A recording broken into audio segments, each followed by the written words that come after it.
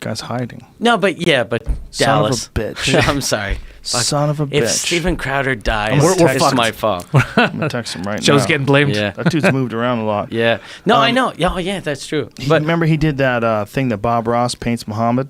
Yeah. yeah. Dude, that took balls. Yeah. You know, I mean, it's literally something that they're allowed to kill you if you do, and he did that. Allowed. Yeah, I mean, it's a strange time. I mean, this is also a time where criticizing anything that's Islamic is very dangerous because people call you Islamophobic and because people want to kill you. So you got two different things going on at the same time.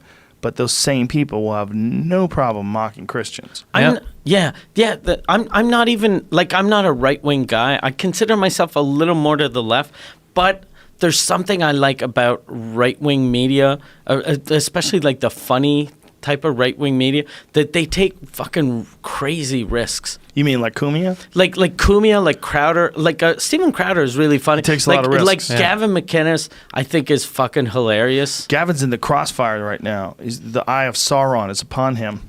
He's just Really? he said too much stupid shit about like inciting violence, and now that there's some article saying that the FBI considers him that the Proud Boys are a hate group, but then Cumia sent me something that he sent him, and I'll send it to you. He's saying it's bullshit. The first time I heard about the Proud Boys, I was doing Gavin's show in New York, and he was with Dante Nero, which is a black comic in New York, and he was like, "Hey, me and him are in the Proud Boys," and I was like, "What the fuck's the Proud Boys?" Hold and on, he was like, let's explain what it actually is. It was a joke. At first, it was like, we don't jerk off so that we'll want to fuck our wives. And then, like 4 months later, I was like, "Oh fuck!" Gavin McInnes quit the Proud Boys today. Well, you know. Oh, is it today? I thought he had quit that years ago, though. It just got posted, I think. Maybe. Jamie, I'm going to send you an article, too, where he's realizing how problematic it is to be connected with these people. And that, look, it's one of those fucking things. You want to have a group, you can't control everyone in the group. So anybody in the group that does something horrible, I just sent you something. Pull this up. This is Gavin's response to all this, because so many people got mad at me that I had Gavin on in the first place. But first of all, I had Gavin on because he used to be one of the founders of Vice. Yeah. Also, because I had Gavin on before that, and he was fun to hang out with. Then when I had him on, did he become weird now? When I had him on the last time, one of the things that he was talking about was the Proud Boys. I didn't even know what the fuck that was. I think maybe I had heard of it, but I thought it was a joke. Turned out it used to be a joke. It started off as a joke on Compound Media. And Anthony will get into it better. He knows the history of it. But they were making fun of something.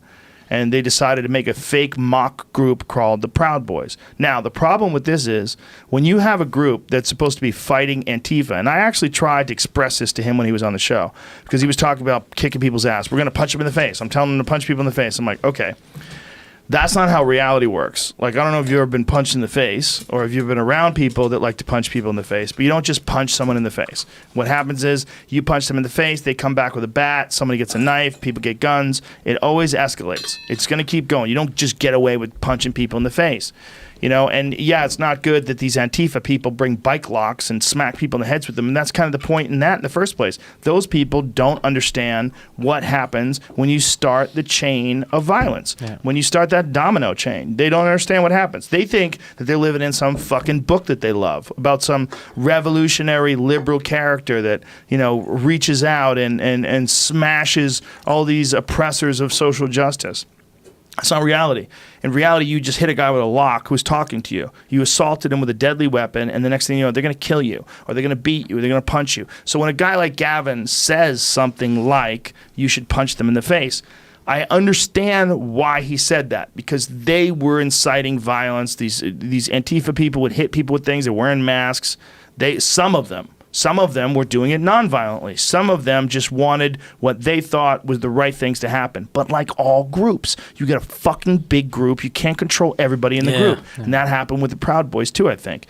I think he decided to have this thing that was going to, mockingly oppose Antifa. And then it became real. And then it became violence.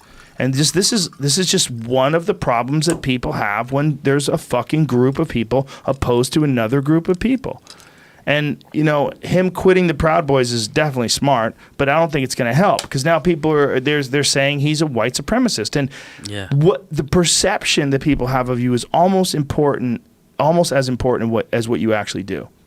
It's probably even more important. Almost. Yeah. Because not for you and not for me, not for people that are going to actually read into it, but for people on the outside, the perception of who you are is too many things to learn. Okay, he's a racist. Oh, fuck that racist. That's all people hear. Yeah. That's all they say, and then they keep moving. Meanwhile, you got a guy who's Gavin, who first of all, he's not even American. He's Canadian. Second of all, he's married to a Native American woman. He is not a racist. He said he's a provocateur, 100% unquestionably.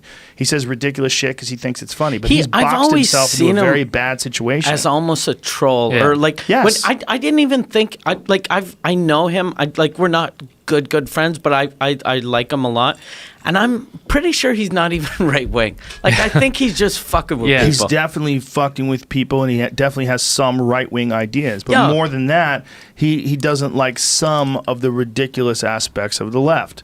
So it's it's again like he's more opposed to some of the more preposterous notions of the left than he is really right. Yeah. But he's right on some things too, or right wing on some things.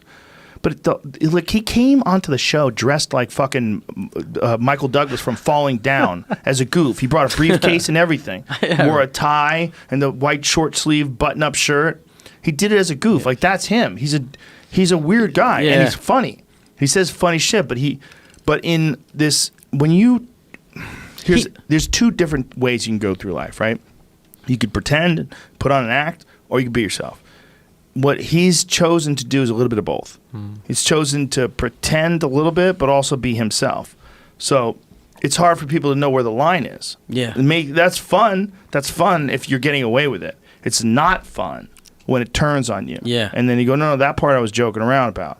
People like, says who? Like, who's right and who's wrong?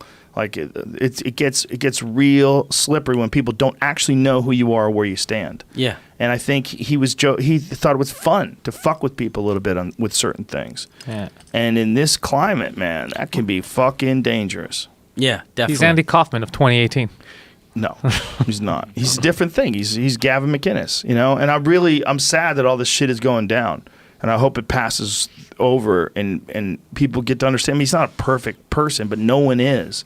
But what he is an interesting guy who's weird, says funny shit. Didn't he take a shit on the air once on his show? He stuck his finger up his ass and shit in a box or he's something. Done some weird. He's not a bad guy. He's a maniac. Yeah. I've had